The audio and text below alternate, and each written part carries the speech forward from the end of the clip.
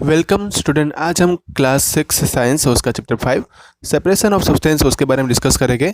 तो डायरेक्टली हम ये लेसन स्टार्ट करते हैं। पहले इसमें आ रहा है needs for separation. We carry out the separation for component of mixer और impure substance with following purposes. हम यहाँ पे ये सेपरेशन जो है मिक्सर और कंपोनेंट का वो उसके इम्प्योर सब्सटेंस में से फॉलोइंग पर्पस के लिए करेंगे। पहला उसमें पर्पस हमारा ये रहेगा to remove the unuseful and harmful component. हमें उसमें से जो अनयूजफुल कंपोनेंट है या तो जो नुकसानकारक कंपोनेंट है उसको हटाना है। To obtain the useful component, अच्छे कंपोनेंट को बाहर निकालना है। और to remove the impurity from getting pure sample, मतलब कि हमें उसमें से जो अशुद्धियाँ है और इम्प्योरिटीज़ है उसको प्योर सब्सटेंस में से हटानी है। नेक्स्ट स्लाइड में आ रहा है मेथड ऑफ सेपरेशन। तो उसमें hand picking, winnowing, sieving, magnetic separation, sedimentation, decantation, loading, filtration, evaporation, sublimation, distillation, बहुत सारी ऐसी मेथड है जिसकी हम यहाँ पे डिस्कशन करने वाले हैं। नेक्स्ट स्लाइड में आ रहा है थ्रेसिंग। थ्रेसिंग में हम ग्रेन, सीड और प्लांट जो रहते हैं लाइक राइस, व्हीट है, उसको हम फूड का सोर्स मानते हैं। आटा that used for making chapati is made from wheat grain. After this crop have been harvested और कट, जैसे ये क्रॉप कटिंग हो जाती है उसकी, grain need to be separate from the stock. Stock में से ग्रेन को अलग करना पड़ता है। स्टॉक मतलब कि जो ड्राइड स्टेम, मतलब सूखा हुआ जब पौधा बन जाता है उसमें से हमें अलग करना पड़ता है। उसके लिए जो मेथड आती है उसको बोलते हैं थ्रेसिंग। नेक्स्ट स्लाइड में आ रहा है यहाँ पे the process of beating a harvested crop to separate the grain from the stock is called threshing. It is done manually by hand और विथ हेल्प ऑफ मशीन। तो हम थ्रेसिंग जो है वो मशीन से भी कर सकते हैं, हाथ से भी कर सकते हैं। मैनुअल थ्रेसिंग में ये होता है कि हमें क्रॉप को हाथ में पकड़ना होता है और उसको पत्थरों के ऊपर ज़ोर ज़ोर से मारना होता है, हार्ड सरफेस के ऊपर। तो उसमें क्या होते हैं कि उसके दाने जो है अलग हो जाते हैं। लूजन and separate the grain from the stock, stock में से ग्रेन अलग हो जाता है। कभी कभी जो है थ्रेसिंग और क्रशिंग से या तो हार्वेस्टेड स्टॉक जो होता है वो बुलॉक से भी हम उसको अलग कर सकते हैं। नेक्स्ट स्लाइड में आ रहा है threshing is also done with help of machine like a combine harvester. Combine harvester से भी हम यहाँ पे थ्रेसिंग कर सकते हैं। यहाँ पे उसका फोटो दिया हुआ है। द थ्रेस्ड ग्रेन में still contain seed covering and tiny pieces of the leaves on stem, these are separated by winnowing. इसी तरह से जो हम यहाँ पे करते हैं, जो कंबाइन हार्वेस्टर से जो थ्रेसिंग करते हैं उसमें भी अभी जो पत्ते रह जाते हैं या तो स्टेम रह जाता है उसको फिर विनोइंग से हमें अलग करना पड़ता है। नेक्स्ट स्लाइड में जब हम थ्रेसिंग करते हैं हाथों से तो यहाँ पे उसका पिक दिया हुआ है। उसके बाद आ रहा है winnowing. The method of use to separate the chaff from the grain by wind और blowing air is called winnowing. जब हम भूसे में से उसके ग्रेन को अलग करते हैं तब उसको बोलते हैं विनोइंग।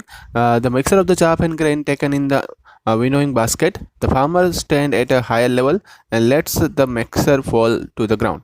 इसमें क्या होता है कि चाफ जो है मतलब भूसा जो है उसका एक बास्केट के अंदर लिया जाता है और फार्मर जो है कोई हाई लेवल पे खड़ा रहता है और उसको नीचे गिरने देता है। जब हवा चलती है तब भूसा अलग हो जाता है और ग्रेन अलग हो जाता है। अब नेक्स्ट स्लाइड में आ रहा है the grain being heavier for fall almost vertically whereas the lighter chaff is carried away by the wind and form the separate heap away from the grain. इसी तरह से यहाँ पे जो हल्के वाले पार्टिकल हो गए जैसे कि चाफ होगा, भूसा होगा, वो हवा की वजह से दूर जाके गिरेगा और ग्रेन जो है वो मतलब कि वो वेट उसका ज़्यादा होता है इसलिए वो सीधा वर्टिकली नीचे गिरेगा। The separate chaff is used as a fodder for the cattle. The separated हुआ भूसा जो है वो गाय के और भैंस के लिए खाने में काम आएगा। The direction of the wind play an important role in the process of winnowing. तो इस तरह से जो हवा जो चलती है वही विनोइंग में एक इंपॉर्टेंट रोल प्ले करती है, क्योंकि हवा की वजह से तो भूसा है वो गेहूँ में से या तो किसी और ग्रेन में से अलग हो रहा है। नेक्स्ट स्लाइड में विनोइंग कैसे करते हैं उसका एक पिक्चर यहाँ पे दिया हुआ है। फिर आ रहा है हैंड पिकिंग। उसमें rice, wheat, pulses etc that you we buy from the market में कंटेन इम्प्योरिटीज़। उसमें जो हम खरीदते हैं मार्केट में से ये सभी राइस है, व्हीट है, पल्सेस है, उसमें अशुद्धियाँ होती है और in the form of small stone, unwanted grain and etc। तो इसमें जो पत्थर होते हैं छोटे छोटे उसको हमें निकालना है। तो often this impurity look very different from the food item and can be spotted easily. ऐसे इम्प्योरिटी को हम आसानी से जो है फूड आइटम में देख सकते हैं और उसको अलग मतलब कि अब उसको अलग करना है तो method of separation is in such a case is a hand picking. इसको अलग करने के लिए एक मेथड यूज होती है उसको बोलते हैं hand picking. This method is a preferred when, ये मेथड जो है कब पसंद की जाती है। तो यहाँ पे उसके 3 रीज़न बताए हुए कि पहला जो यहाँ पे रीज़न है कि क्वांटिटी जो मिक्सर की होगी वो स्मॉल मतलब कि कम होनी चाहिए। Unwanted substance is present in the smaller quantity. Unwanted particle जो हमें निकालने हैं वो बहुत ही कम मात्रा में होने चाहिए। और तीसरा जो दिया है यहाँ पे, size shape and colour of the unwanted substance is different from the useful one. मतलब कि उनका जो कलर होगा अनवांटेड सब्सटेंस का, उसका शेप जो होगा वो अलग, जो यूजफुल मतलब कि गेहूं के दाने हैं या तो कोई दूसरे पल्सेस है उसमें ग्रेन के दाने से उसका कलर अलग होना चाहिए। और वैसे भी उसका कलर अलग होता है क्योंकि जब पत्थर होते हैं छोटे छोटे उस ब्लैक कलर के होते हैं और गेहूं जो है उसका कलर अलग होता है। नेक्स्ट स्लाइड में जो हम हैंड पिकिंग कैसे करते हैं उसका फोटो दिया हुआ है यहाँ पे। और दूसरी बात यह है कि अब नेक्स्ट मेथड आ रही है सिविंग। तो if the component of mixer are different size they content separated by sieving. अगर जो मिक्सर के कंपोनेंट अलग अलग साइज़ के हो गए तो उसको हम सिविंग से भी अलग कर सकते हैं। Smaller component passes through the pores of the sieve whereas a larger component like stone or husk is left behind in it। तो छोटे छोटे कंपोनेंट जो हो गए वो पोर में जो होते हैं, होल जो होते हैं सिव के उसमें छननी के उसमें अलग से उसमें से निकल जाएंगे, और जो स्टोन है या तो हस्क है वो ऊपर ही रह जाएगा। This method is used when home to separate the wheat bran and दूसरा है bigger particles from the flour. आटे में से अगर हमें उसके जो ब्रेन को निकालना है, हस्क को निकालना है, तो ये मेथड यूज़फुल है। तो यहाँ पे उसका फ़ोटो दिया। फिर कभी कभी हम सीमेंट मतलब घर के काम में जो लगाते हैं, रेत को अलग करते हैं, वहाँ पे भी यही मेथड यूज़ होती है। नेक्स्ट स्लाइड में आ रहा है, however sieving with flour is not advisable as a wheat bran which is remove during the sieving is very rich in nutrient.